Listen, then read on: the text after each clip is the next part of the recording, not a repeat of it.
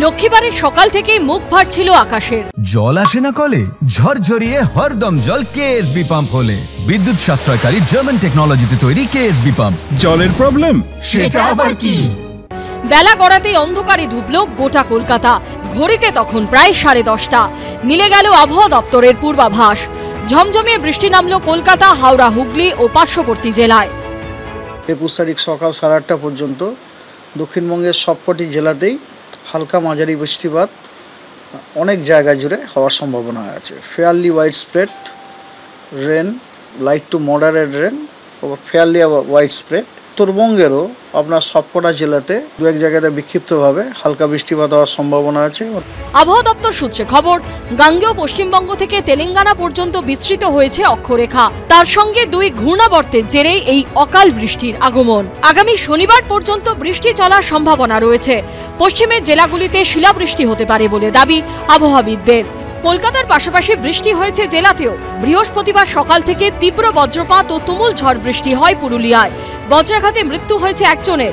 মালবাজার 2 নম্বর ব্লকের আক্রো গ্রামের কাছে একটি ইটভাটায় বজ্রাঘাতে আহত হন 2 পুরুষ সহ 3 মহিলা শ্রমিক। বান্দোয়ান ব্লক প্রাথমিক স্বাস্থ্যকেন্দ্রে নিয়ে গেলে তাদের মধ্যে যমুনা মুদি নামে এক মহিলা শ্রমিককে মৃত বলে ঘোষণা করা হয়। উত্তর 24 পরগনায় বৃষ্টির জেরে ভেঙে পড়ে বিজ্ঞাপনের হোর্ডিং। অল্পের জন্য প্রাণে বাঁচল এক বাইক আরোহী। বারাসাত চাপাডালি মোড় সংলগ্ন বিবেক শিশু উদ্যানের ঘটনা। বজ্রবিদ্যুৎ ও শিলাবৃষ্টির কবলে পড়ে পূর্ব বর্ধমানের গলসি সহ বহু এলাকা।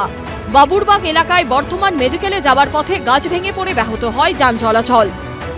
বাবুরবাগ সিএমএস স্কুলের সামনে মেন রোডের উপর একটি গাছ পড়ে রয়েছে, যার ফলে হসপিটাল রোডে কোনো যান যাতায়াত করতে পারছে না এবং অ্যাম্বুলেন্সও আটকে রয়েছে।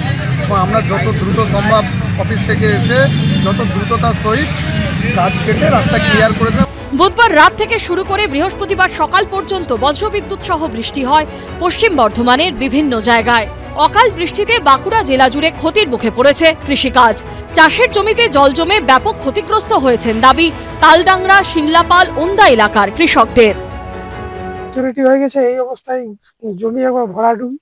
হ্যাঁ, এই যে বৃষ্টিটি হয়েছে এবারে এখন সমস্যা যে আলু জমি থেকে যে জল বেরোচ্ছে না।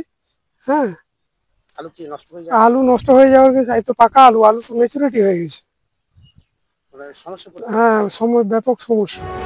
অন্যদিকে পশ্চিম মেদিনীপুরেও বৃষ্টির জেরে ব্যাহত হয় যান চলাচল।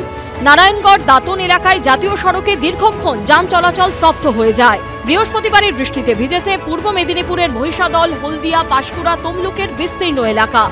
আবহাওয়া দপ্তরের পূর্বাভাস অনুযায়ী আগামী 24 ঘন্টায় দার্জিলিং সহ পার্বত্য এলাকায় হালকা তুষারপাত হতে পারে বলে খবর। এবিপি আনন্দ।